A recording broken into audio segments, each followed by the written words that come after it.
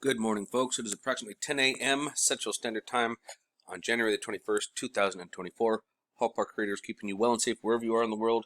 Please make sure to hit that like button, share this across other platforms, and subscribe if you happen to be new. I do come on and I do updates with solar weather activity when it is significant or something of note. Folks, we had an eruption yesterday. It was pretty significant, but it was only from a C flare. And when I say of note, I'm going to show you what I'm talking about. First, we're going to start off here. This is the GO 16 SUVI composite of 195 angstroms of light. And we're going to start off with this one now. I'm going to zoom in here a little bit more so we can really get a good idea of what's going on. Now, as we start watching it unfold, you can watch this region right here. Okay, and you see it pull off. Now, if you're also looking over here, there's something else lifting off at the same time. Look at this. See that? Same time. Synchronization eruption. Now, when we see this, we're not seeing a shock wave because it's not a giant eruption. It's plasma. And that plasma, as you can see, it also kind of rips between around this band right here and kind of almost creates like a little ribbon of fire right there.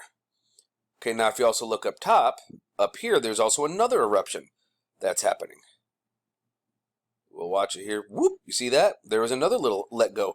So we've got two separate coronal mass ejections coming our direction, coming right at us. Now, as we go on a little bit further, we'll see another one happen right up here in this region, right where my yellow pointer is. Whoosh! See that? Again, plasma. Now, I wanted to show you that on this first because this one here, you can see that other eruption from the top side. Can't really see so much of it over here on the 304, so we've got that one. We've also got ourselves a little hurricane down here at the South Pole, or a little tornado, fire NATO, whatever you want to call it, sun NATO. Now, here's the big one, 304. This kind of lets you, this is what is of note. Folks, I've said many times about these filaments. And this right here, this is a filament that's going across the sun. You can see this is a big filament. You can see it over here on the 195 here, this filament. This filament is not hugged tight to the sun. It is coming outwards, like towards us, if you will. And it's hundreds of thousands of kilometers off of the surface of the sun. It's just coming out. That's why it looks more dense. Okay? These things can whip around literally like a bullwhip and go any which way they want. And let me show you what I'm talking about here. So we're going to watch this, the first eruption. Now, it's going to be hard not to be distracted by this one because on 304, it's very obvious. Like you can see that bugger lifting off, okay? So, well, first let's watch that real quick. We'll watch it. Boom. That's a pretty big one, right? But look at what it's doing. As it's coming off, it's whipping. It's whipping. Look at that thing whip around. See how it's doing that? Isn't that crazy? Now, if you're really paying attention, you'll also notice that this one right here is whipping as well and in the same direction. Watch this. As it comes out, you'll watch it. It's out here, and then you'll watch it whip around. Watch this. You see it whipping around right there? See, it whips all the way around here. You see the shadows moving? Now, all of a sudden, it kicks off. Now you can see it here, and it's kicking off this way. And it goes all the way over here. It goes from here to here. Look right over here. You'll see the movement. See that? And it's still whipping around. Now, with that being said, this one's facing us as well. And this one looks like it's a little bit tighter than this one. But either way, you see that whipping now. I'm going to back it up and let you see the whipping. You see that? I mean, this sun is just throwing plasma, just whipping it out there like, here you go, space, blah, eat it. And the sun is having, I don't know what's going on with it, but it is definitely something to pay attention to because it is doing it all over the place. See, here's another one over here going off from the backside. So Yeah, folks, it's something to pay attention to.